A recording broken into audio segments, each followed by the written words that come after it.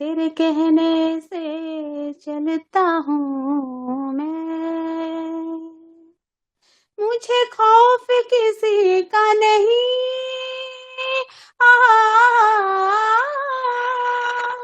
मुझे खौफ किसी का नहीं, मैंने जब से तेरे रस तो कुछ ना है, इज्जत खुदावंद है मेरी तो दौलत खुदावंद है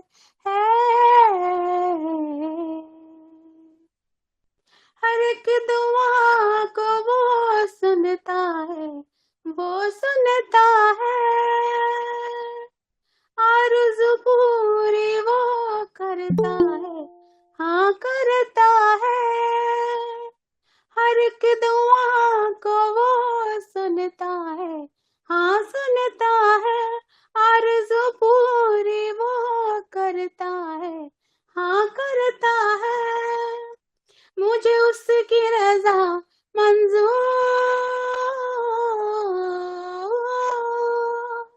मुझे उसकी रज़ा मंज़ूर, क्या बेहतर मेरे लिए उसको पता है, इज्जत खुदावंद है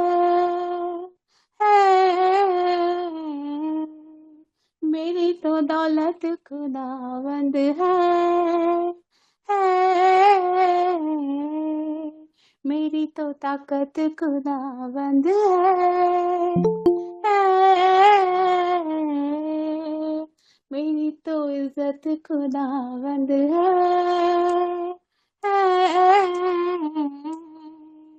मेरा अपना तो कुछ भी नहीं,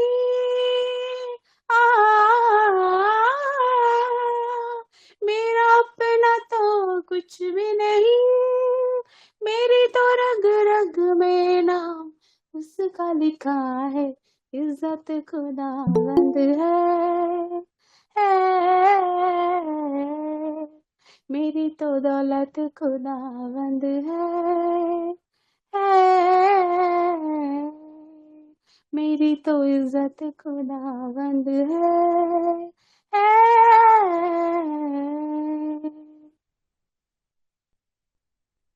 thank you Lord, thank you Jesus. जय मसीह की खुदा बहुत आशीष से। Thank you so much Lord Holi spirit, इस आराधना के लिए हम तेरा धन्यवाद करते हैं प्रभु। हमारी अगुवाई करना जैसा आप चाहते वैसा हमें चलाएं। फराह बहन, आप एक प्रार्थना करें वचन के लिए कि जो भी वचन शेयर किया जाए खुदावंद करो हम सबकी जिंदगी में काम करे, और खुदा बोलने के लिए मुझे शब्द दे, इस फोटो को इस्तेमाल करें। आमीन। जय मसीह के सबको हालेलुया। खुदा हम तेरा शुक्र, तेरी तारीफ लश्करों के खुदावन कि तूने अपने हजूर मुझे झुकने का मौका दिया मेरे निजात दहिंदा, क्योंकि मैं तेरे बगैर कुछ नहीं, मैं एक मुरझाया पत्ता हूँ मेरे कदूस खुदाम, कि जो तेरे छूने से मैं हरी भरी होती हूँ। तेरा धन्यवाद, तेरी तारीफ, तेरी तमजीद, तेरी स्तुति, तेरी महिमा करती हूँ कदूस खुदाम। तेरे लश्करों के खुदाम अपने आप को, अपने बच्चों को, अपने हस्बैंड को, अपने घराने को, सबको जितने जुड़ गए हैं जलाली खुदा, जितने जुड़ने पा रहे हैं कदूस, उनके हर बंधन, हर बेड़ी, हर जूहे को तोड़ जलाली खुदाम। तेरे लहू का बाड़ा मांगती हूँ उनके जीवनों में, उनकी जिंदगियों में। ऐ मेरी यहोवा राफा, आइए हमारे दिलो दिमाग पे अपना कब्जा कीजिए, क्योंकि हम आपके बगैर कुछ नहीं। अपना सामर्थ भाई जलाली खुदाम, जो तेरा जिंदा कलाम तेरा दास पड़े मेरे जलाली खुदाम, हमारी जिंदगियों में वो 100 गुना फलों को ला। हर अंधकार की शक्ति, जादू टूना, बुरी स्पिरिट हमारे जीवन से उखाड़ फेंक के दिलों के कुंड में डाल, क्योंकि तेरा कलाम कहते हैं यहोवा जो तुम जमीन पर बांधोगे आसमान पर बंधेगा, जो तुम जमीन पर खोलोगे आसमान पर खोलेगा। हमारे मांस मांस, गूदे गूदे, हड्डी हड्डी, वो वचन की तलवार तू मार मेरे कदूस खुदा। ऐसे प्रकाशन, ऐसे गहरे भेद खोल जो आंखों ने देखे नहीं, कानों ने सुने नहीं, दिल के चित्तर में नहीं आया मेरे कदूस खुदा, क्योंकि हम तेरे बगैर कुछ नहीं। तेरी आमद बहुत जल्द है कदूस खुदा। तेरा कलाम कहता है कि फसल बहुत है, मजदूर बहुत कम है मेरे कदूस को। तेरा रिवाइवल एक एक कोने में हो मेरे कदूस को। तेरा सुसमाचार एक एक जगह पे फैले मेरे जलाली खुदाम। तेरा जिंदा कलाम एक एक जिंदगियों में एक नई रोशनी, एक नया घर करे मेरे कदूस खुदाम। आज जो कलाम हमारी जिंदगियों में हमारे कानों में सुनाया जाए कदूस खुदावंद, उससे हमारी आत्मिक आंखें खुले, हमारे आत्मिक कान खुले मेरे यहोवा। जितने जन सुन रहे हैं कदूस खुदावंद, उनकी ज़िंदगियों में 100 गुना फल आए कदूस, उनकी ज़िंदगियों से हर बुराई, हर बुरी स्पिरिट को उखाड़ फेंक के दिलों के कुंड में डाला मेरे जलाली खुदा। मैं दिल की गहराइयों से तेरा शुक्र अदा करती हूँ कदूस खुदा।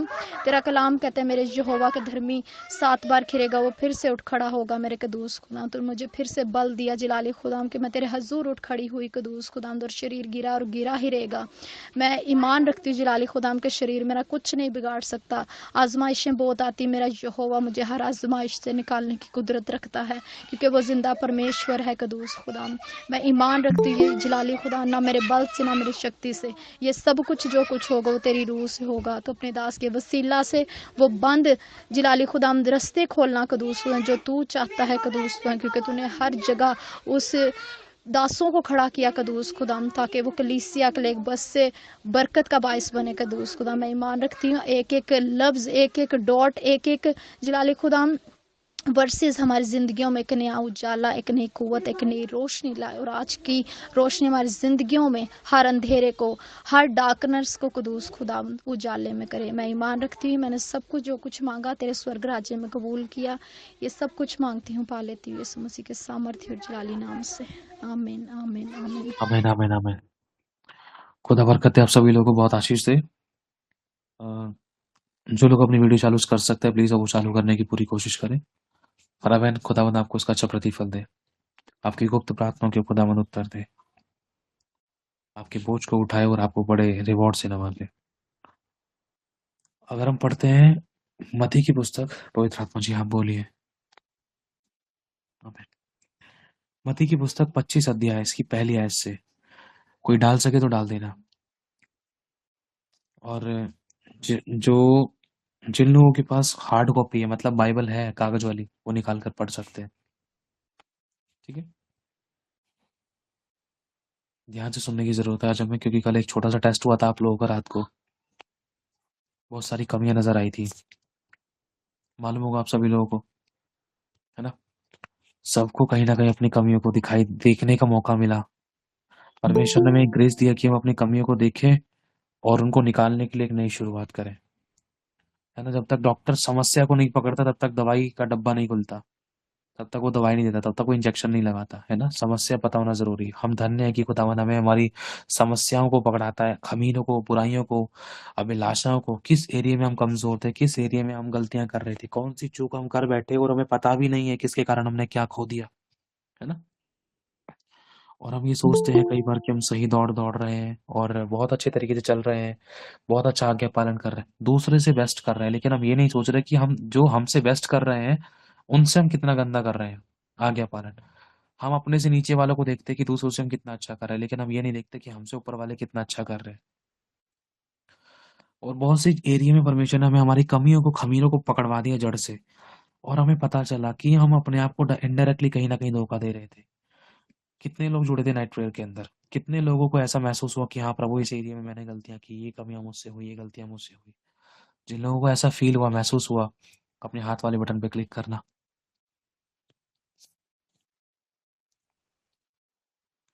देखो हम कितने सारे लोग हैं यहाँ पर, है ना। परमेश्वर ने हमें हमारी कमियां, हमारी गलतियां बतलाई थी। हम धन्य हैं, क्योंकि परमेश्वर जिसे पुत्र बनाता है उसकी ताड़ना भी करता है, कोड़े भी लगाता है। हम धन्य है कि खुदावन हमें करेक्ट करता है ना। और लेकिन बात यह है कि करेक्शन लेना जरूरी है। यीशु मसीह ने उस 38 वर्ष के रोगी को बता दिया था कि देख तो फिर पाप मत करना, कहीं तेरे साथ इससे ज्यादा बुरा ना हो। यीशु मसीह ने हमें इंस्ट्रक्शंस दिए थे, वार्निंग्स दी थी, चेतावनियां दी थी अपने चेलों को, लोगों को, विश्वासियों को, दासों को, शास्त्रियों, फरीसियों को, याजकों को, उनके बच्चों को। सबके लिए कोई ना कोई बातें थी। जिन्होंने माना, पकड़ के रखा उन बातों को, उन बातों के अनुसार चलते पाए गए, तो वो अधीन रहे, प्लस हुए, और वो खुदा के राज्य में प्रवेश करने पाए। मत्ती की पुस्तक 25 अध्याय इसकी पहली आयत से, स्वर्ग का राज्य, स्वर्ग का राज्य, अगर हम देखें इस पे स्टार बना हुआ है, 25 की पहली आयत, स्वर्ग का राज्य उन 10 कुंवारियों के समान होगा जो अपनी मशाल लेकर दूल्हे से भेंट करने को निकली। सभी वो लोग बोलो प्रभु से, प्रभु मुझसे बात करना, जहाँ मैं गलत हूँ मुझे करेक्ट करना, जिस तरीके से तू चाहता है तो मुझे चलाना, ताकि मैं बढ़ूं, आशीष पाऊं और तेरी महिमा मुझ में हो। मेरे द्वारा तेरा राज्य आए और मैं तुझे प्रसन्न करूं। हमें तब स्वर्ग का राज्य उन 10 कुमारियों के समान होगा जो अपनी मशालें लेकर दूल्हे से भेंट करने को निकली। ध्यान से पढ़े यहाँ पर, तो हमें यहाँ क्लियर पता चलता है कि टोटल 10 कुमारियां थी। 10 की 10 कुमारियां दूल्हे से भेंट करने को निकली। इन कुमारियों को अगर देखा जाए तो किस प्रकार से दर्शा रखा है, ये कुमारियां, ये 10 कुमारियां लड़कियां वो हैं जिसको हम एक कलीसिया के रूप में देख सकते हैं। कलीसिया मतलब विश्वासी लोग, समझ रहे हैं आप लोग? विश्वासी लोगों के रूप में ये कुमारियों को लेकर हम समझ सकते हैं, देखकर हम समझ सकते हैं इनको, इस उदाहरण के विषय में हम समझ सकते हैं, अपने आप को करेक्ट करने के लिए हम रख सकते हैं इनकी जगह अपने आप को, कि प्रभु इनमें से कौन सी कमियां थी मेरे अंदर, मुझे बता, मुझे करेक्ट कर। उन 10 कुमारियों के समान होगा जो अपनी मशाले लेकर दूल्हे से भेंट करने को निकली। ये परिस्थितियां बहुत गंभीर है, समझना। Thank you Jesus. ये परिस्थितियां बहुत गंभीर है। गहराई में चलना, खुदावन आपको ज्ञान और प्रकाश की आत्मा दे और मुझे आप अपनी गहराई में लेकर चले, और हम सबको अपनी गहराई में से उस कीमती ब्लेसिंग्स को, हमें उन रेवलेशंस को पाने का ग्रेस है, ताकि हम सीखें। आमीन। उन 10 कुमारियों के समान होगा जो अपनी मशालें लेकर दूल्हे से भेंट करने को निकली। ऐसा इमेजिनेशन करो, आपके हाथ में मशाल है, ठीक है, आपके हाथ में एक मशाल है, रात हो रही है, आप किसी गांव वाले घर में रहते हैं, रात हो रही है, किसी गांव वाले घर में रहते हैं, आप मशाल लेकर निकल पड़े हैं। लिखा है दूल्हे से भेंट करने को निकली। दूल्हा कौन है? दूल्हे से भेंट करने का मतलब है कि अपना सब कुछ भूल कर, घर बार, रोटी कपड़ा मकान नौकरी बिजनेस तन मन धन सब चीजों को एक तरफ हटाकर बस एक चीज का अभिलाषी बनना है दूल्हा। जब एक लड़की किसी से जब एक लड़की की किसी लड़के से शादी होती है, तो वो ये नहीं कहती चल पापा तू मेरे साथ चल, मेरे साथ रह लियो पति के घर में, मम्मी चल तू मेरे साथ चल, मेरे साथ रह लियो, नहीं ना। तो प्रभु इस एरिया में आपको मुझे सिखाना चाहता है कि अपना सब भूलकर, खुदावन इन दिनों मुझसे एक वचन से बात कर रहा है, जो अपना सब कुछ ना त्याग दे वो मेरे होंगे चेला नहीं है। सब कुछ त्यागने का मतलब ये नहीं कह रहा कि अपने बी बच्चों को, अपने जिम्मेदारी को लात मार के मुंह तोड़कर निकल जाओ, नहीं, ये तो दंड का काम है, नहीं।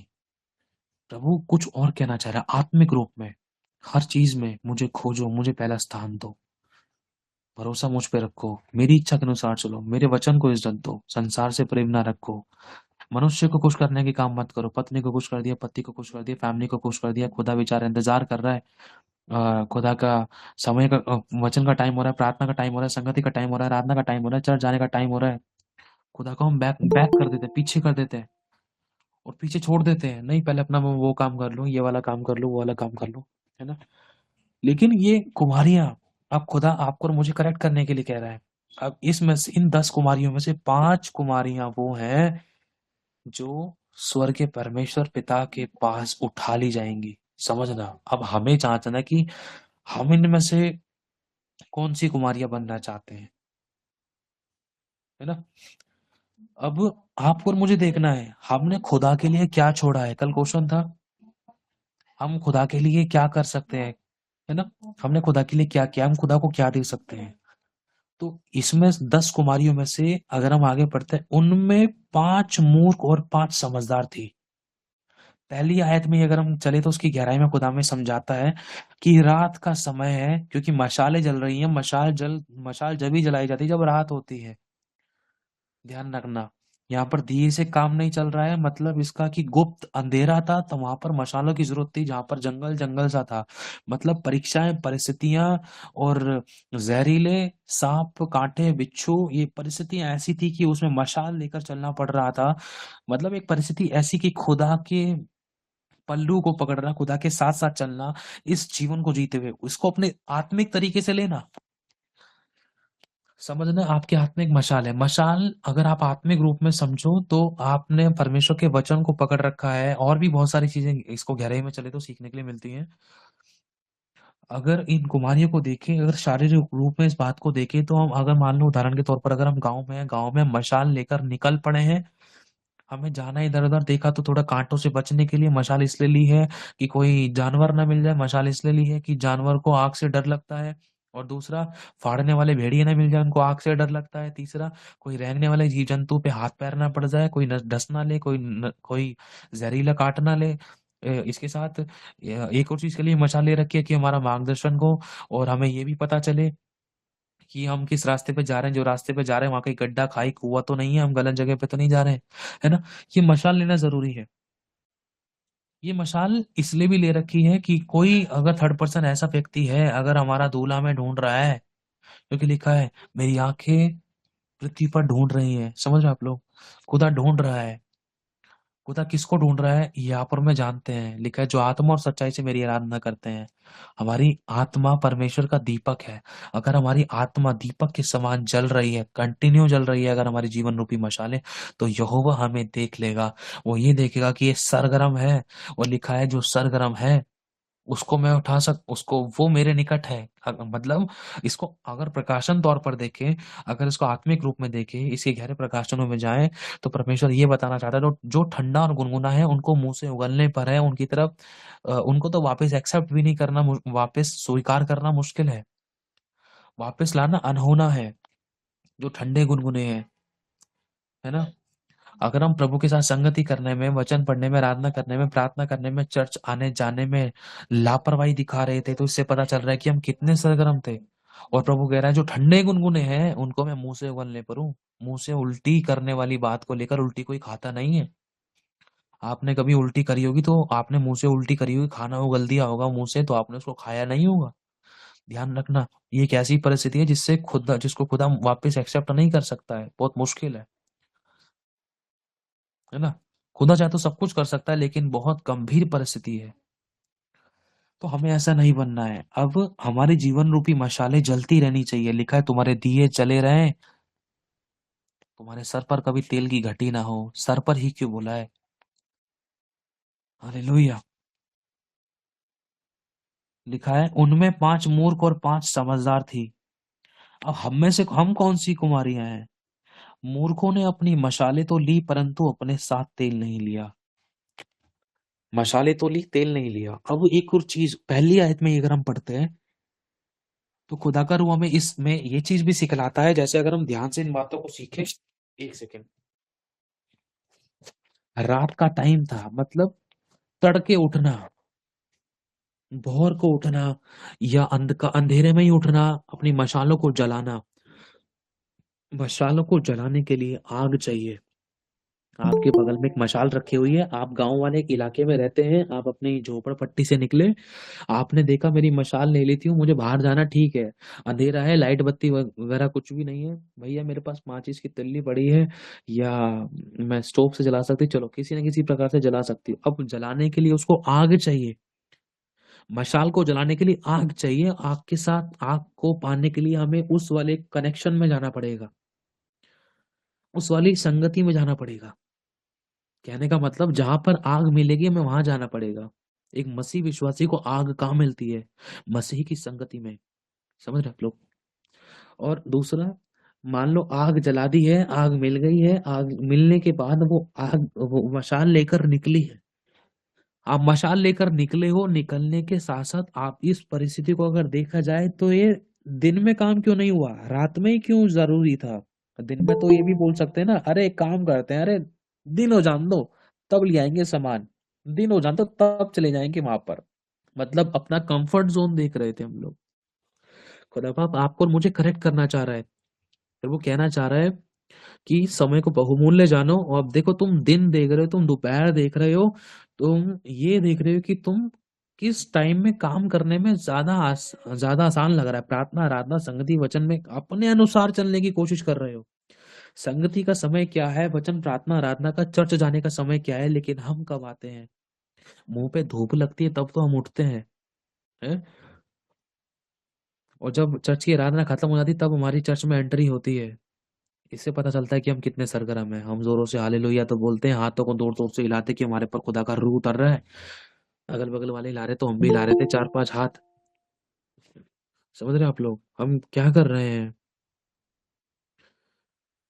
मशालों को लेकर दूल्हे से भेंट करने को निकलना है। मशालों को लेने के मतलब ये है, जैसे बताया था ना पुराने टाइम में जब अब्राहम तड़के उठा था, योन उसकी उत्पत्ति की पुस्तक में, पुराने नियम में अगर हम पढ़ते हैं इस बात को, तो जब अब्राहम अपनी मशालों को लेकर उठा, उठने का मतलब क्या था? एक बलिदान के लिए तैयारी। सब कुछ छोड़, अपनी बीवी बच्चे को फोकस नहीं किया, नहीं मुझे खुदा चाहिए। कहने का मतलब ये मत समझना आप कि आप अपने बीवी बच्चों को छोड़कर आप वहां चले जाओ, उत्तरकाशी चले जाओ। समझ रहे हो आप? पहाड़ी पर चले जाओ, गले में जनेऊ डाल लो, माथे पे लंबा टीका लगा लो और हाथ में कुछ खंजरी ले लो, क्या बोलते हैं जो भी है, बजाते रहो। वो जीवन खुदा को नहीं चाहिए। समझ रहे हैं आप लोग? ऐसा संन्यास धारण करने के लिए खुदा बाप नहीं कह रहा है। कहने का मतलब खुदाबंद के लिए सेक्रीफाइस, और वो आत्मिक रूप से। अब्राहम ने अपनी पत्नी को कभी नहीं छोड़ा। समझ रहे हो? हाँ, एक कंडीशन में उसने बोल दिया था ये मेरी बहन है, वो कंडीशन अलग है ना? वो उसको वापस मिल गई। अगर हम देखते हैं जब वो अपने बेटे को बलिदान करने के लिए तड़के उठा, 3 दिन लगे होंगे लगभग उसको पहाड़ पर पहुंचने में, जाने में, रास्ता नापने में, तय करने में। अब उस दौरान उसके मन में कितने हजारों विचार आए होंगे। मेरी पत्नी क्या सोचेगी? पत्नी पूछेगी कहाँ गया मेरा पति, कहाँ गया मेरा बेटा, कहाँ ले गया इसको? 90-95 साल बाद तो हमें संतान मिली है ना?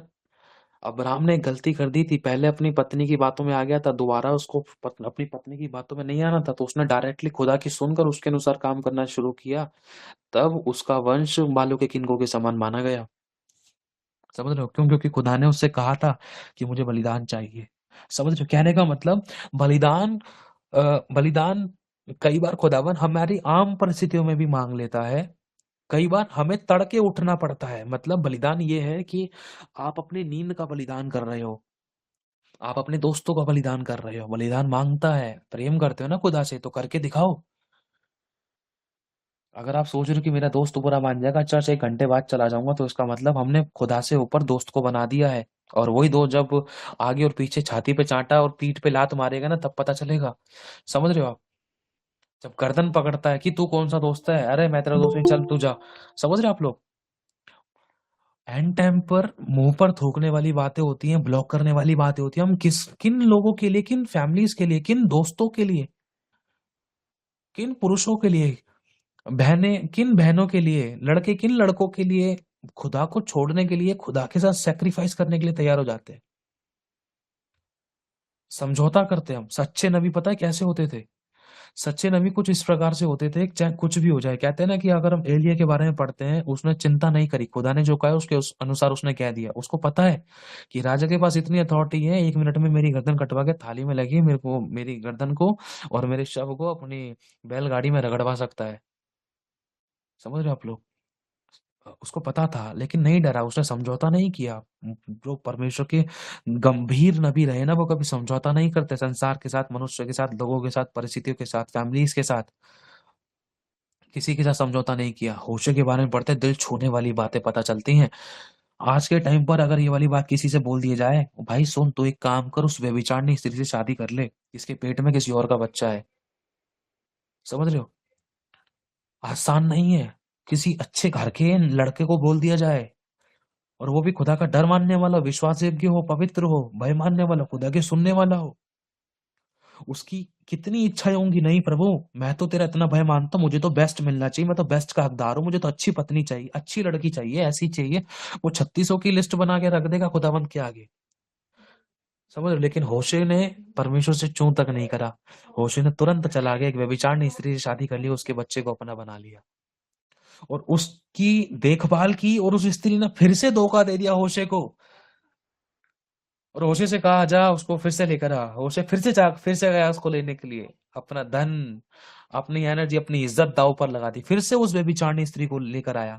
उस स्त्री ने ये तलक नहीं सोचा कि मेरे ऊपर इतनी बड़ी दया हुई है, किसी पुरुष ने मुझे अपनाया, इतना गंद कीचड़ में होने के बाद भी।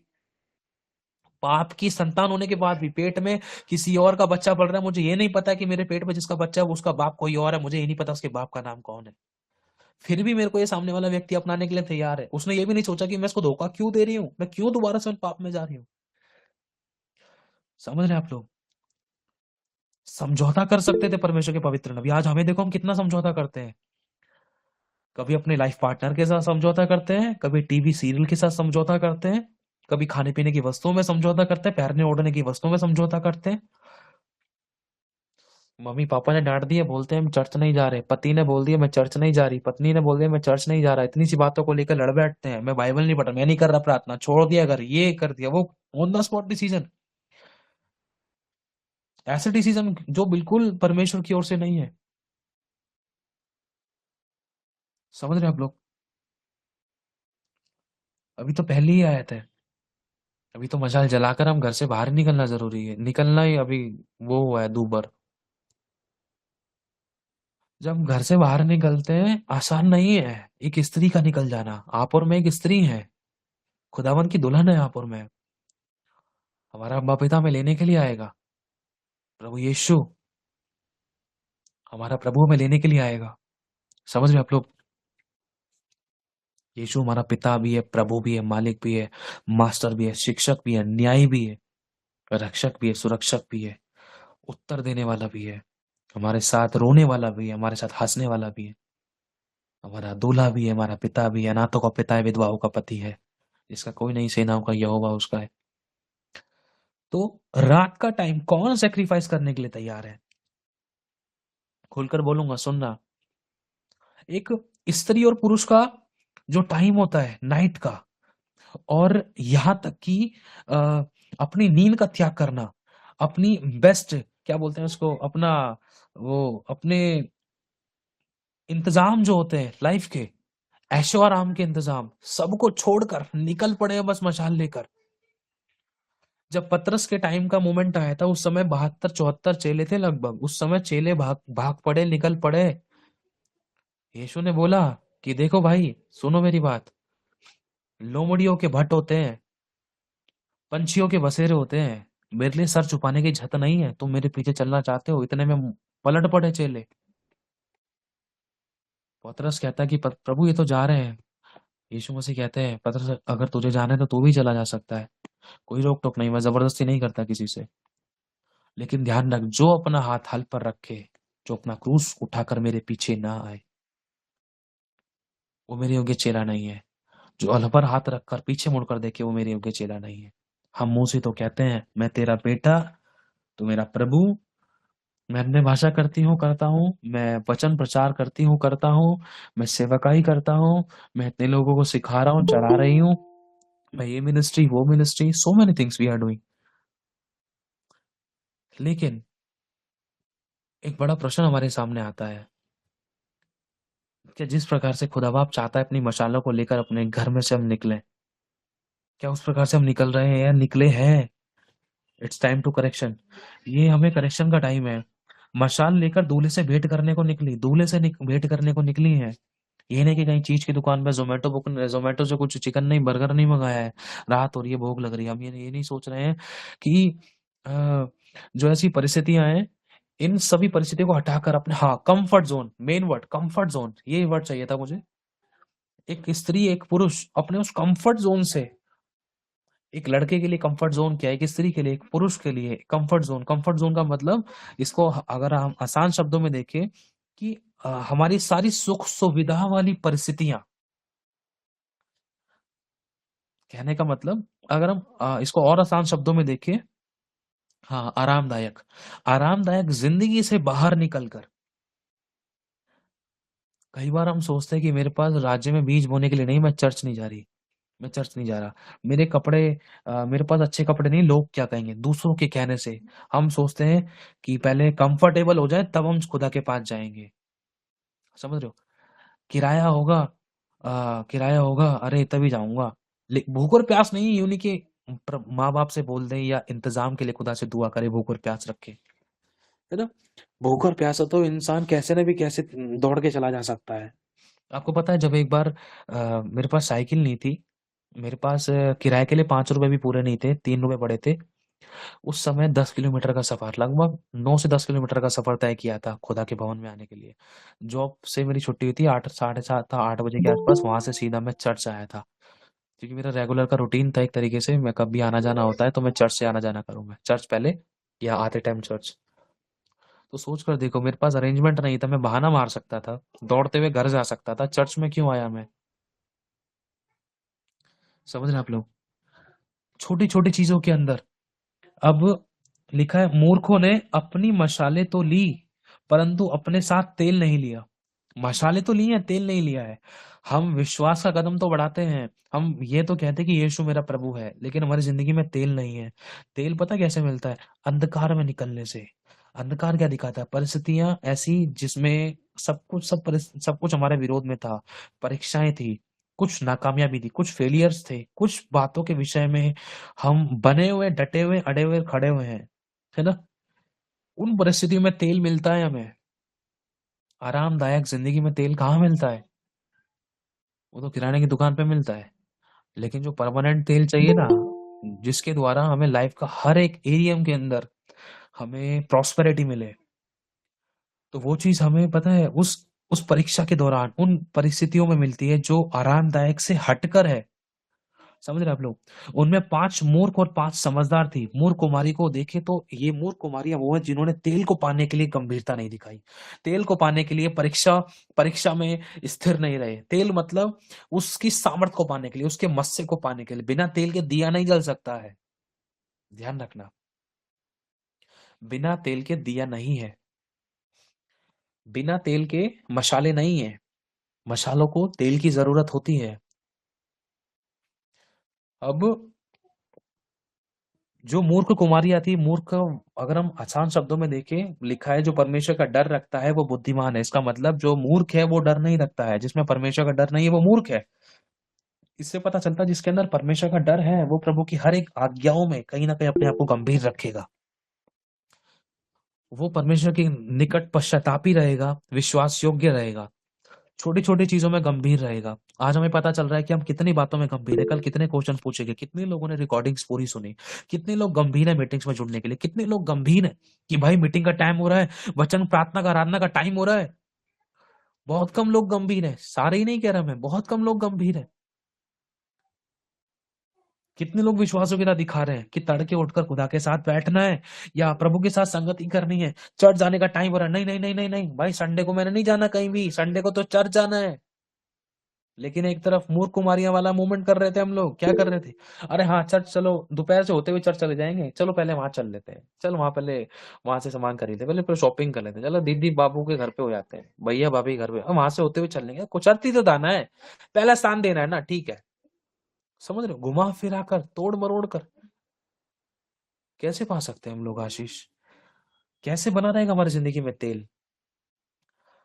अब मशीन है, मशीन के अंदर तेल समय पर नहीं डालेंगे तो खरकर खरकर करके जंग लग जाएगा और वो जाम हो जाएगी। कहते हैं ना, हड्डियों के अंदर भी ग्रीस होता है, तेल होता है ना? अब तेल नहीं है तो चरमर चरमर करके हड्डियां रगड़ रगड़ के चूरा इकट्ठा होता है, चूरे से फिर वो समस्या उत्पन्न होती है, फिर दर्द दर्द होने लगता है, फिर हड्डियां बजने लगती हैं। तेल चाहिए ना? अब इसी प्रकार से खुदा बाप आपको और मुझे सिखाना चाहता है कि हमें परमेश्वर का डर रख के मूर्ख के समान नहीं, वरन बुद्धिमानों की नहीं, 5 बुद्धिमान कुमारियों की नहीं, समझदार कुमारियों की नहीं। तेल रखना अपनी मशालों में। तेल रखने के लिए हमें रात में निकलना पड़ेगा। रात में निकलने का मतलब ये मत समझना भैया ने कि रात में निकल जाओ, पति भी बच्चों को छोड़ के, पति कह रहा है रोटी दे दो, बच्चा कह रहा है दूध दो, लेकिन पत्नी जी निकल पड़े हैं अपने ताला मार के, पत्नी को अंदर से बंद कर दे कहीं मेरा पति रोके ना। नहीं, हम तो वही तेल लेने जाएंगे, हम तो दूल्हे से मिलने जाएंगे। वो वाली चीज नहीं कह रहा है, समझ रहे इस बात को, है ना? एक आत्मिक है।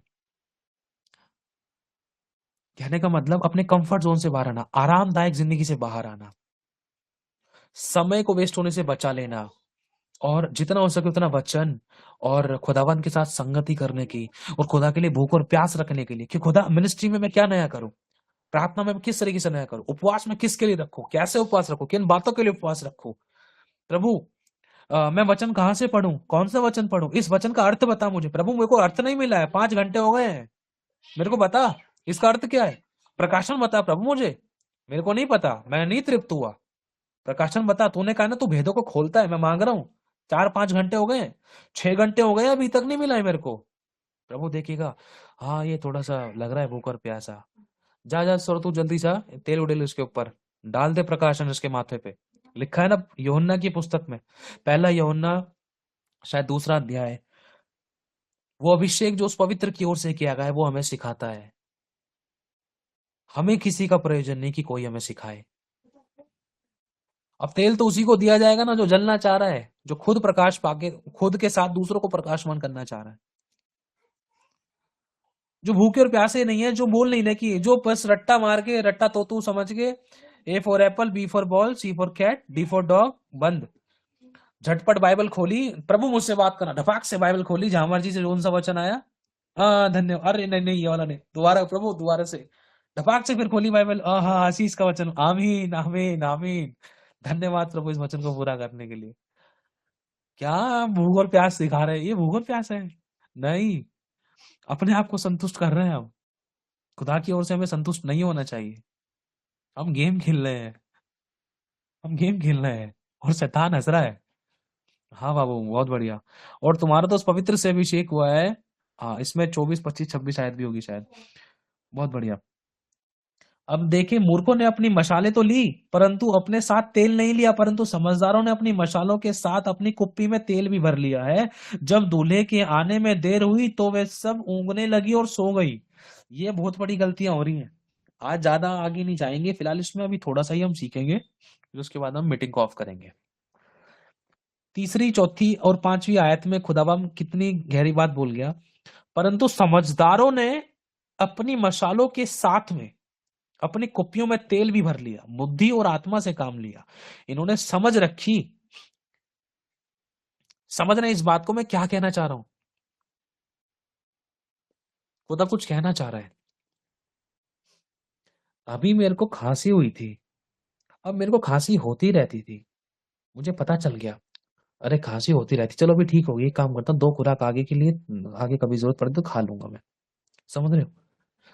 ये एक चालाकी। मुझे पता है कि ये परिस्थितियों में मैं घिर रहा था, ये प्रॉब्लम क्रिएट हो रही थी, ये क्यों क्रिएट हो रही थी, कैसे क्रिएट हो रही थी, इनको हटाना कैसे, अभी तो हट गई, आगे कहीं गड़बड़ी हुई तो मुझे किस तरीके से प्रार्थना करनी होगी, उसके लिए मुझे समझ चाहिए, वचन चाहिए, प्रकाशन चाहिए, तेल चाहिए, मस्सा चाहिए, फास्टिंग चाहिए, तो तैयारी तो अभी से करनी पड़ेगी ना।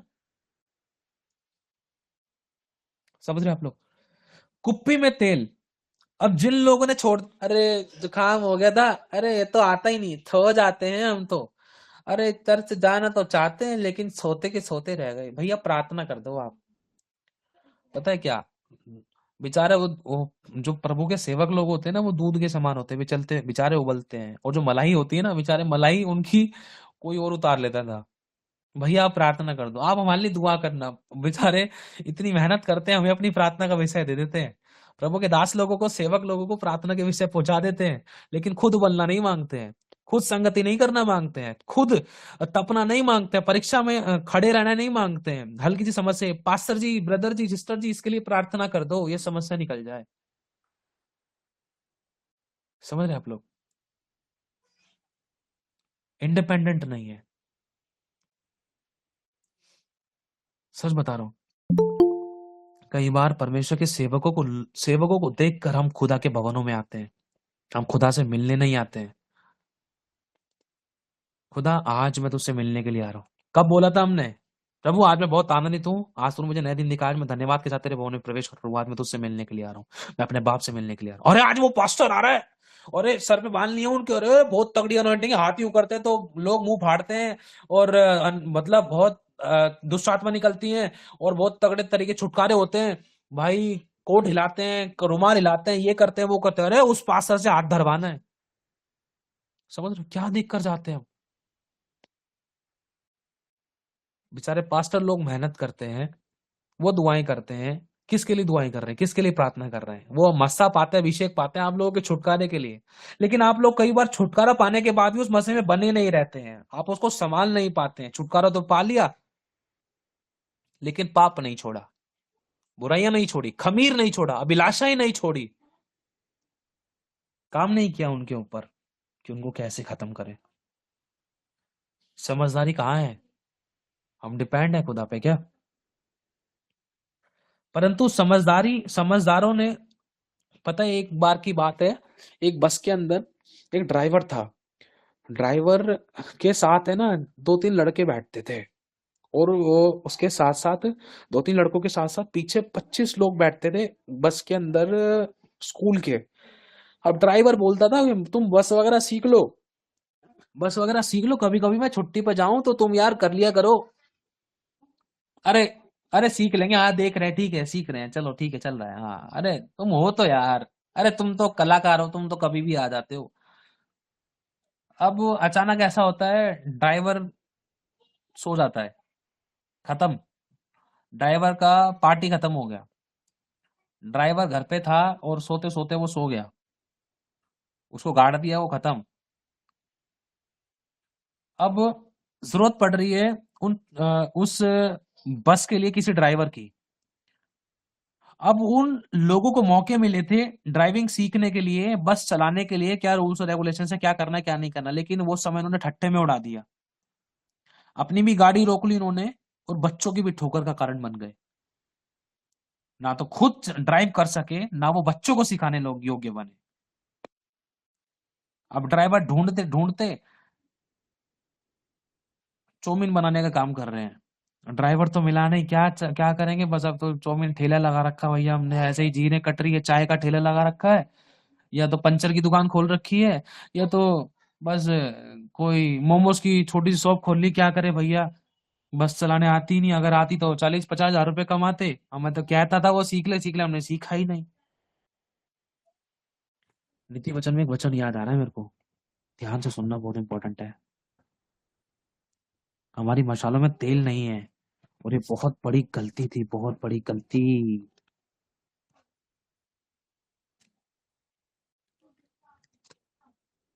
हाँ, नीति वचन 5 अध्याय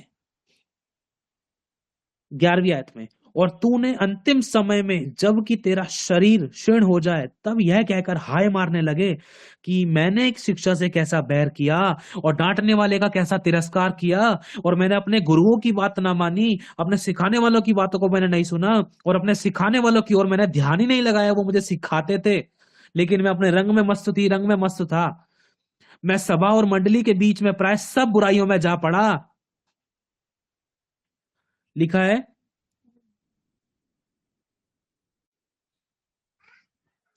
एक और वचन कहाँ गया,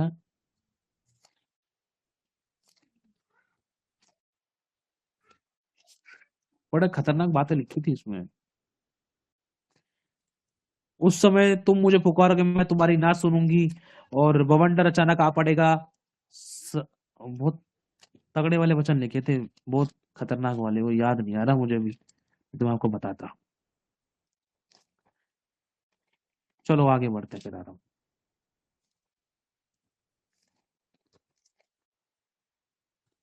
लेकिन ये बहुत महत्वपूर्ण चीज है, जो लोग गंभीर हैं उन लोगों की कुप्पियों में तेल है, जिन लोगों ने अपना क्रूस उठाया है। लिखा है, ध्यान से पढ़ें इसको, परंतु समझदारों ने अपनी मशालों के साथ अपनी कुप्पियों में तेल भी भर लिया। जब दूल्हे के आने में देर हुई तो वह सब ऊँघने लगी। अब तेल तो भर लिया, ऊँघने लगी। ऊँघने मतलब उबासी मारने लगी, आलस आने लगा। आज कितने लोगों को आलस आ रहा था? हेलो, खटखटा रहा है खुदा। प्रभु के कामों को करने के लिए, उसके साथ बैठने के लिए, प्रार्थना करने के लिए, संगति करने के लिए, उठाए लिए जाने के लिए, क्या हम तैयार हैं? ये वचन मेरे लिए और आपके लिए, आपको और मुझे करेक्ट करना चाह रहा है खुदा बाप। जब दूल्हे के आने में देर हुई तो वे सब ऊँघने लगी और सो गई। अरे भाई, ऊँघने की बात तो दूर, चलो सो ही गई यहाँ तो। हाँ, मैं एक बार पढ़ता हूं। मैंने पुकारा परंतु तुमने ध्यान ना दिया, वरन तुमने मेरी सारी सम्मति को अनसुनी कर दिया, और मेरी ताड़ना का मूल्य ना जाना, इसलिए मैं भी तुम्हारी विपत्ति के समय हंसूंगी, और जब तुम पर भया पड़ेगा, वरन आंधी की नाई तुम पर भया पड़ेगा, और विपत्ति बवंडर के समान अचानक आ पड़ेगी, और तुम संकट और सकेती में फंसोगे, और तब मैं ठट्ठा करूंगी। उस समय वे मुझे पुकारेंगे परंतु मैं ना सुनूंगी, वे मुझे यत्न से तो ढूंढेंगे परंतु ना पाएंगे। ये वही है मूर्ख और बुद्धिमान कुमारियों का हिसाब किताब। जब हमें सिखाया जा रहा है, हमें करेक्शन दिया जा रहा है, हम नहीं ले रहे हैं। लेकिन जब इन मूर्ख कुमारियों की कुप्पियों का तेल तो था ही नहीं इनके पास, मशाले लेके चल पड़ी। अरे हम भी शुरुआत में तो सरगर्मी रही, लेकिन आगे की तैयारी नहीं थी इनकी। आगे चलते चलते इतनी तगड़ी ऊंगाई आई कि सोने लगी। आधी रात को धूम मची, देखो दूल्हा निकल आ रहा है, उससे भेंट करने को चले। तब वे सब कुमारियां उठकर अपनी मशालों को ठीक करने लगी और मूर्खों ने समझदारों से कहा, अरे तुम्हारी तुम्हारी क्या कहते हैं, ये मशाले तो सही जल रही हैं भैया, तेल बहुत है, एक काम करो ना, थोड़ा सा तेल हमें भी दे दो। हम क्यों दे तुम्हें अपना तेल, हम क्यों दे तुम्हें अपना तेल, हम दोनों ने एक साथ में बपतिस्मा लिया, आज 5 साल हो गए हैं। अगर मैं आगे बढ़ गई हूं तो तुम क्यों नहीं आगे बढ़े, शुरुआत दोनों की एक साथ हुई थी। मैं अपना तेल नहीं दे सकती क्योंकि मेरे जीवन रूपी गाड़ी में इतना तेल है कि अगर मैं 1 किलोमीटर का सफर तय करूं तो ही मैं दूल्हे तक पहुंच पाऊंगी। अगर मैंने आधा तेल तुझे दे दिया ना तो दोनों 500-500 पे अटक जाएंगे, ना तेरा जाना होगा ना मेरा जाना होगा। ये तुझे पहले सोचना चाहिए था, तुझे जाना चाहिए था पहले पेट्रोल पंप पे। एंड टाइम पर तुम मुझसे तेल मांग रहा है, तू मुझसे तेल मांग रही है, नहीं दे सकता। मैंने मेहनत की है, मैंने परीक्षाएं सही है, नहीं दे सकता भाई। मूर्खों ने समझदारों से कहा, अपने तेल में से कुछ हमें भी दे दो, क्योंकि हमारी मशालें बुझी जा रही हैं। परंतु समझदारों ने उत्तर दिया, कदाचित नहीं भाई, ये हमारे लिए और तुम्हारे लिए पूरा नहीं होगा। भला तो यही है कि तुम दोबारा से जाओ, फिर से शुरू करो, बेचने वालों के पास जाओ, फिर से जाओ तुम सीखने वालों के पास, फिर से शुरुआत करो पहली क्लास से, फिर से परीक्षाओं में पढ़ो, फिर से समस्या में पढ़ो, फिर से वही पहली सीढ़ी से LKG UKG MKG CKG TKG PKG, समझ रहे हो कौन कौन सी केजी होती है, वहां से तुम शुरुआत करो। फिर सोचने पड़ रहे, अरे भला होता हम पहले से ही प्रार्थना आराधना में बैठ जाते। अरे जिन लोगों के चक्कर में हमने खुदा को छोड़ा वही लोग हमें जूता दिखाकर भाग गए। अब हम क्या करें, हमने तो बचाने वाले से वैर कर लिया, संसार से इतना प्रेम कर लिया कि बचाने वाले ने अपना हाथ उठा लिया।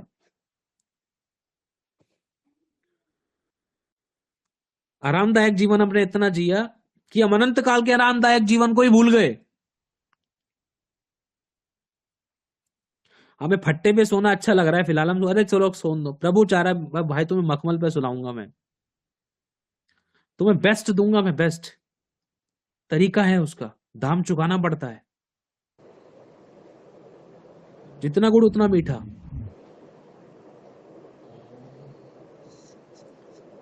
डाबर आंवला तेल जो है बादाम का तेल है।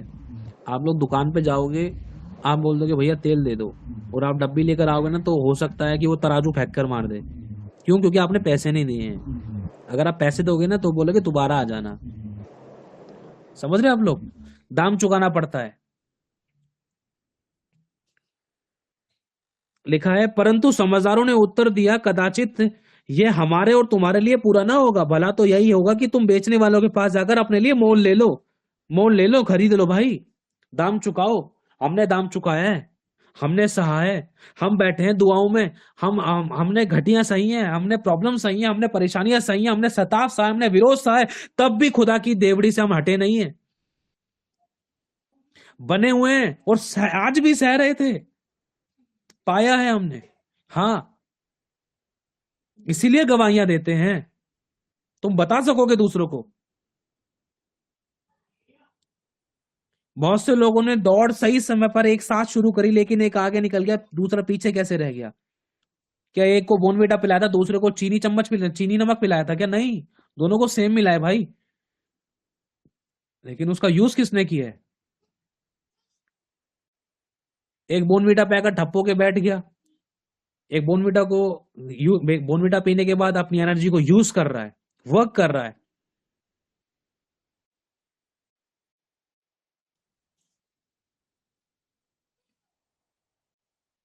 परंतु समझदारों ने उत्तर दिया, कदाचित नहीं। जब वे मोल लेने को जा रही थी तो दूल्हा आ पहुंचा। देखो कितनी खतरनाक बात है, रैप्चर हो रहा है यहाँ पे। हम सोच रहे कि चलो अब नई शुरुआत कर लें, बहुत देर हो गई है। खुदा के आने में इसलिए देर होती है कि हम सबको मन फिराव का अवसर मिले। जब वे मोल लेने को जा रही थी तो दूल्हा आ पहुंचा। जब उनको मन फिराकर पश्चाताप करके एक नई शुरुआत करने का सोचा उन्होंने, चलो हम दोबारा शुरू करते हैं, खुदा में माफ तो कर ही देता है। वचन में लिखा है कि जब एसाव ने मन फिराना चाहा, उसने आशीष पानी चाही, उसको मन फिराव का अवसर नहीं मिला।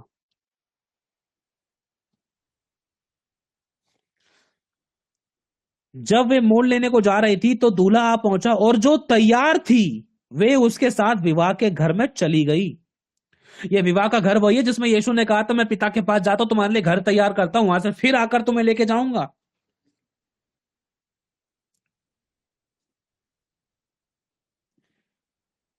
और द्वार बंद किया गया।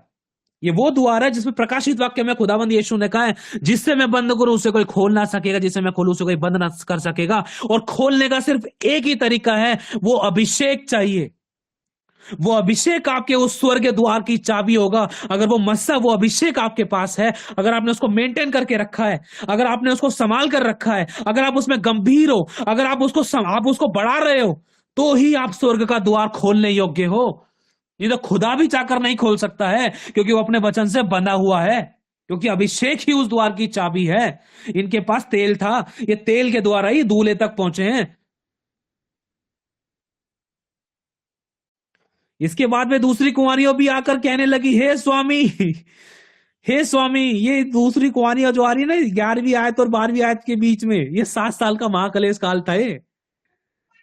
हे प्रभु हमें बचा इस मोहर से, 666 से, इस जनसंघ, इस परिस्थितियों से, इस विरोध से, इस भूखेपन से, इस अकाल से, इस मरीज से, इस 7 कटोरों से, इस क्रोध से, इस प्रकोप से हमें बचा। प्रभु हमें उठा। लिखा है ना, उस समय जब प्रभु आएगा तो बहुत से लोग छाती पीटेंगे। क्यों पीट रहे थे वो छाती? वो कह रहे थे कि हाय, हम लोगों ने तैयारी क्यों नहीं करी। ये लोग में क्या क्या क्या क्या क्या हमें बताते थे, चिल्लाते थे, हमें डांटते थे, हमें फटकारते थे, हमने इनकी बात को नहीं माना। और लिखा है, उस समय जिन लोगों ने मुझे बेधा था वो भी मुझे देखेंगे। समझ रहे हो आप लोग, कितनी भयानक बात है। और ये 11वीं और 12वीं आयत के अंदर लिखा है, उसने उत्तर दिया। हाँ, एक मिनट। इसके बाद में दूसरी कुमारियां भी आकर कहने लगी, हे स्वामी, हे स्वामी, हे यीशु, हमें भी उठा ले, हमारे लिए भी द्वार खोल दे। तब यीशु ने उत्तर दिया, मैं तुमसे सच कहता हूं, मैं तुम्हें नहीं जानता। इसलिए जागते रहो, क्योंकि तुम ना उस दिन को जानते हो, ना उस घड़ी को। कौन सी घड़ी? बर्तन धोने वाली नहीं, जो हमारे घरों में पड़ी है। बर्तन को चमकाने की जरूरत है आज हमें, हाँ, घड़ी से। समझ रहे हो? उस घड़ी को जान लो और अपने आप को चमका लो, तैयार कर लो।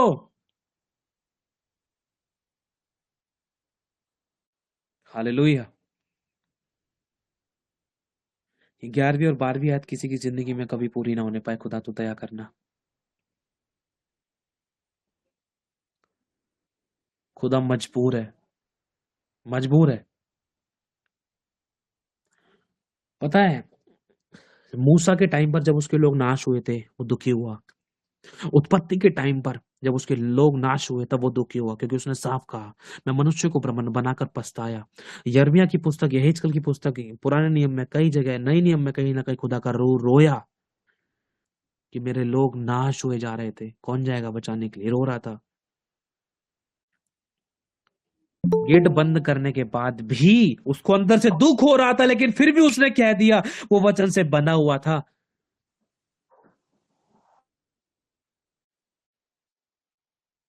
खुदा बचाना चाहता है आपको और मुझे। प्रभु कहता है, मैं तुमसे सच कहता हूं, मैं तुम्हें नहीं जानता। ये वही खुदा जिसने आपके लिए जान दी थी। अच्छा बोना है हमें कि हम अच्छा काटें, कि खुदा कह सके, पापा, पाक खुदा यहोवा, देख, इसके लिए मैंने जान दी है, देख ये उठा है, देख चल रहा है, देख सही दौड़ रहा है, देख पवित्रता का जीवन जी रहा है। ये मेरा विश्वास योग्य दास है, पापा चल, ले चल इसको अंदर। यीशु खुद गवाही दे बाप के कमरे में जाके, पापा देख, तेरे सिंहासन के सामने इसको लेकर आया हूं, ये मेरा विश्वास योग्य दास है, तूने विश्वासी अच्छी कुश्ती लड़ी, जा मेरे पिता के राज्य में सहभागी हो जा, आनंद में सहभागी हो जा। जब यीशु लोगों को उठा लिया, उठा लिए जाने के बाद का जो मोमेंट है, कहते हैं ना कि लोग मौत मांगेंगे, मौत नहीं मिल रही थी। अगर हम प्रकाशित वाक्य शायद पता नहीं 10 से लेकर 14वें अध्याय के अंदर हम पढ़ते हैं, लिखा है लोग चिल्ला चिल्ला कर कह रहे थे, ये चट्टानों हम पर गिर पड़ो। अरे कोई हादसा हो जाए वो मौत मंजूर है हमें, समझ रहे हो? वो लोग कह रहे थे प्रकाशित वाक्य में। अगर आप चाहो तो मैं आपको पढ़ के सुना सकता हूं अभी, 1 मिनट रुकिए। क्या कह रहे थे कि ये चट्टानों चट्टानों की दरारों में घुस रहे और चट्टानों से बार बार कह रहे हैं चट्टानों गिर पड़ो गिर पड़ो।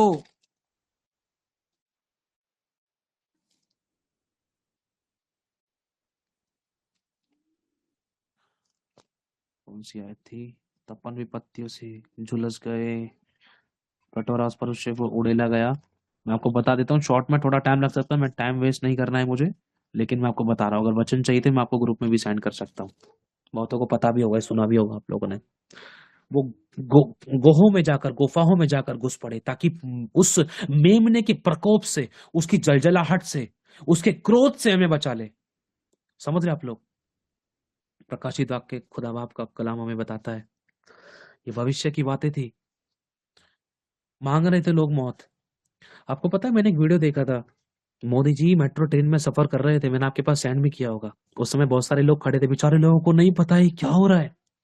मोदी साहब कह रहे हैं कि आपको पता है 7 दिन तक आप बिना कैश के आप लोग रह सकते हो। कितने लोग रहे? अब ऐसा होगा, ऐसा है, वैसा ही है, वो बहुत सी बातें हुई, जिसके अंदर जो बात मैंने पकड़ी वो ये थी कि कैशलेस इकोनॉमी, कैशलेस सोसाइटी, ये कैशलेस वर्क, कैशलेस काम, जिसमें बिना धन के पेटीएम आया, अभी पेटीएम गायब करने की तैयारी है। समझ रहे हो आप कहां जा रहा है मूवमेंट सारा? पेटीएम आया, पेटीएम के बाद क्या आएगा आप सोच सकते हो? इधर उधर नजर घुमा रहे हैं लोग। धीरे धीरे करके जड़ पकड़ी थी। यस। और वो 666 भी अभी क्लियर नहीं पता चल रहा है उसका। झटके से नहीं बताएंगे 666, क्योंकि भी एक कोई फॉरेन कंट्री थी, वहां पर ये इसी से रिलेटेड कुछ ऑब्जेक्शन उठे थे कि भाई ये तो स्टैम्प के तौर पर है, ये तो प्रकाशित वाक्य में लिखा है, तो बाइबल के अंदर लिखा है, इसको बंद करो। तो ये काम बंद करा दिया गया था पहले।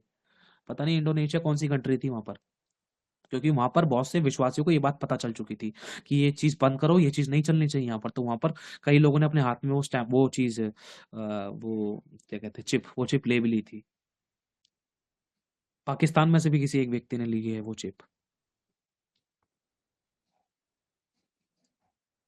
सोच कर देखो, पहले पेटीएम, पहले धीरे धीरे करके ऑनलाइन वर्क हुआ, आधार कार्ड सारे काम फिर ऑनलाइन शुरू हो गए। अब दफ्तरों के चक्कर काटना बंद, धीरे धीरे करके पेमेंट लेनी देनी सब कुछ ऑनलाइन शुरू की, नए नए बारकोड्स, नई नई एप्लीकेशंस, सो मेनी थिंग्स, लेना देना, ईच एंड एवरीथिंग। और ये कोविड का जो मैटर्स आया था, ये बहुत सारी चीजें इस दौरान सब कुछ ऑनलाइन होने लगा धीरे धीरे करके। और पेटीएम के ऊपर और प्रभाव पड़ गया, सब कुछ no touching, only just online, सिर्फ ऑनलाइन करना है पेमेंट, कोई टच नहीं करना।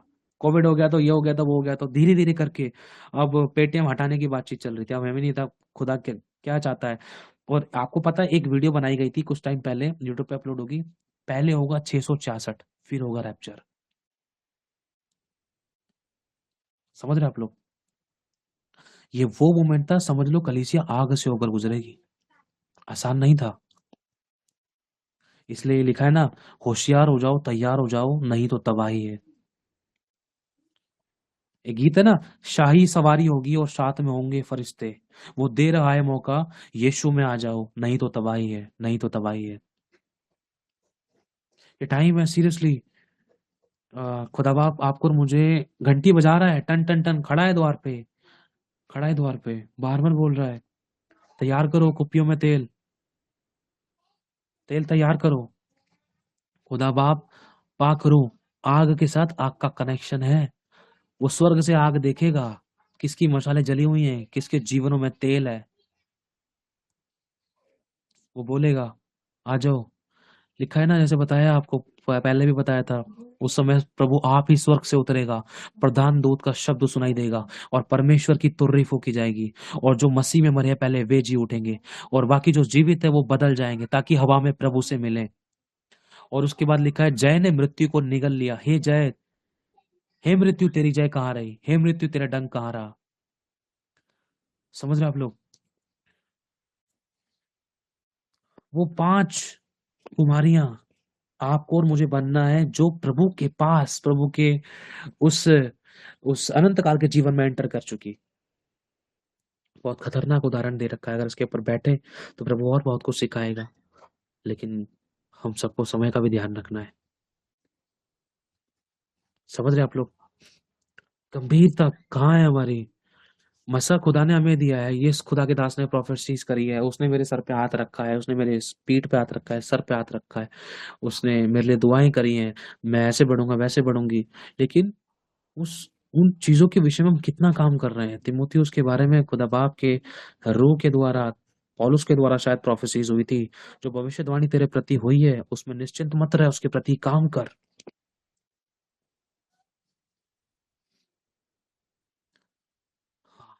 बाइबल स्टडी भी है। कितने बजे है?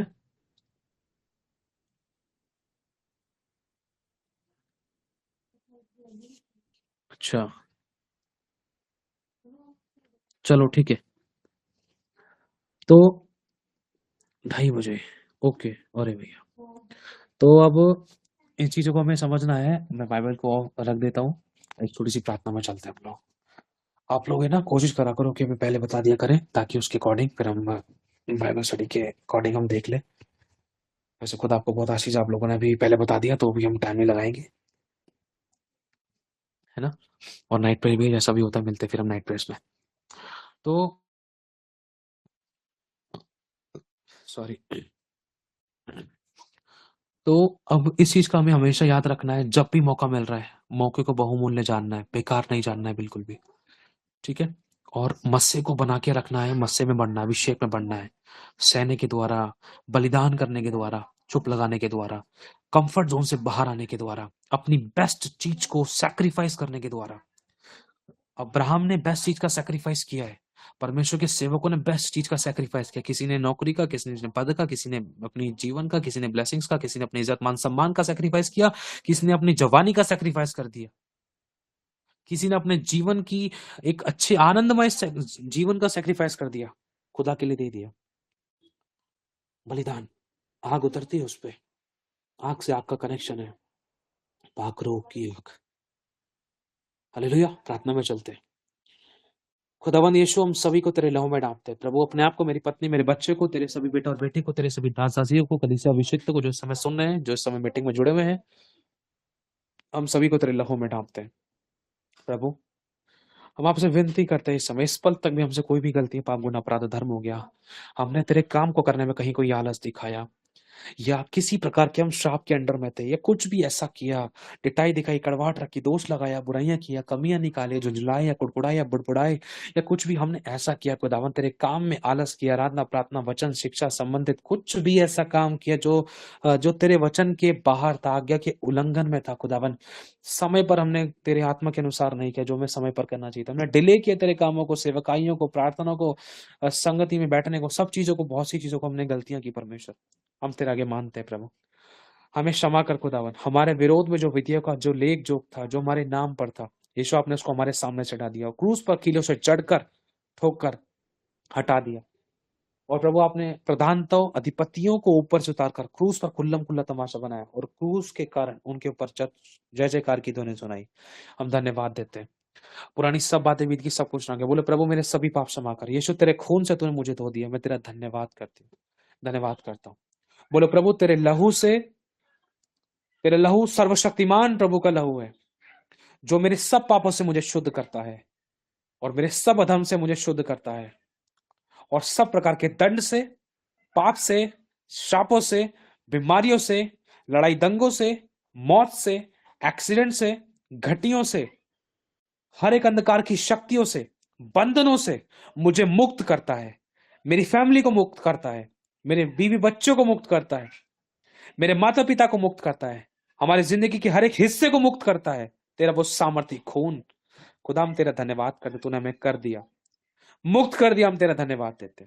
तेरे खून से तूने हमें धो दिया, शुद्ध कर दिया, पुरानी सब बातें बीत गई, अब सब कुछ नहीं हो गया, फिर से हम नई शुरुआत करते हैं। हम अपने आप से नहीं कर सकते खुदा, सब कुछ करने वाले आप हैं, आप हमारी अगुवाई करें, अब तक संभाला के भी संभालेंगे, आगे का समय आपके हाथों में सौंपते हैं प्रभु यीशु मसीह के सामर्थ्य नाम से। जो बीमार है वो इसी समय चंगे हो जाएं, जो बंधन में है वो आजाद हो जाएं, शैतानी बंधन टूटे, जिनके एग्जाम से वो बेस्ट करें, और जिनकी जिंदगी में कोई रुकावट थी रुकावट खत्म हो, जो घटिया थी भरपूरी बदल जाए, जो किसी प्रकार के रोग में थे वो चंगे हो जाएं, और हर प्रकार की दुर्बलता से तुम आजाद हो जाओ, हर प्रकार की समस्या से आजाद हो जाओ, हर एक दुष्ट आत्मा से तुम आजाद हो जाओ, जिस भी एरिया में तुम गिर रहे थे, कमजोर थे, वीक थे, यीशु मसीह के नाम से तुम आजाद हो जाओ, और इसी समय चंगाई और छुटकारा को देखो, हर प्रकार की शैतान की पकड़ से तुम छूटो, आजादी को पाओ, हर प्रकार के बंधनों से तुम छूटो और आजादी को पाओ, हर प्रकार की रुकावट से तुम छूटो और आजादी को पाओ, हर प्रकार की आलस से, निद्रा से तुम छूटो और आजादी को पाओ यीशु मसीह के सामर्थ्य नाम से।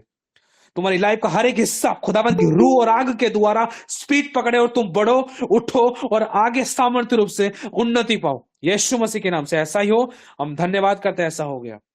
यीशु के खून से हम धुले हुए, हमें खुदाबंद उन 5 बुद्धिमान कुमारियों की नाई, समझदार कुमारियों की नाई हमें तैयार करके हमारी मशालों में तेल हो, और हम खुद बचे तेरी आत्मा के द्वारा, हम आगे बढ़ते जाएं, औरों को बचाते जाएं, और खुद भी तैयार रहे निष्कलंक, निष्पाप, तेजस्वी, पवित्र, सिद्ध कलीसिया के रूप में, जिसको तू बादलों में लेने के लिए, फिर से लेने के लिए आने वाला है, और दूसरों को भी तैयार करे उस कलीसिया के रूप में जिसको तू दोबारा बादलों में लेने के लिए आने वाला है। हम धन्यवाद देते यीशु के नाम में मांगते, आमीन आमीन आमीन। सभी का आमीन आमीन।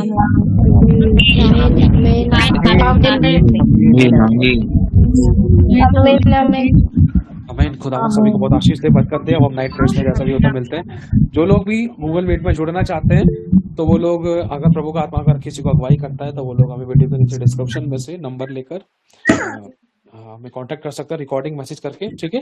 बाकी अब जैसा भी होता है नाइट प्रेयर्स में मिलते हैं, रिकॉर्डिंग करके जैसा भी होगा बता देंगे, ठीक है। जय मसीह की सभी को, प्रभु सभी को बहुत आशीष दे, और प्रेयर्स में रखना हमारे लिए कि यूट्यूब पे लाइव आने के विषय में अब जब जब प्रभु चाहता तब तब हमें लेकर आए, है ना, ताकि और जो लोग चाहते हैं वो लाइव में भी जुड़ सकते हैं जब जब लाइव होगा, ठीक है। लिंक आपके पास शेयर कर दिया जाएगा, और आप चाहो तो उसको शेयर भी कर सकते हो, आगे लाइव को स्टेटस पे लगा सकते हो, ग्रुपों में शेयर कर सकते हो, है ना।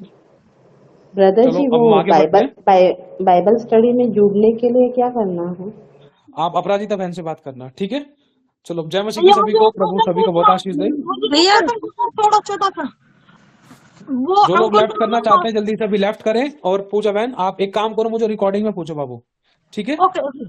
रिकॉर्डिंग में पूछो। जय मसीह की सभी को, प्रभु सभी को बहुत आशीष दे। जय मसीह भैया जी, जय मसीह की भैया जी। जय मसीह की भैया जी।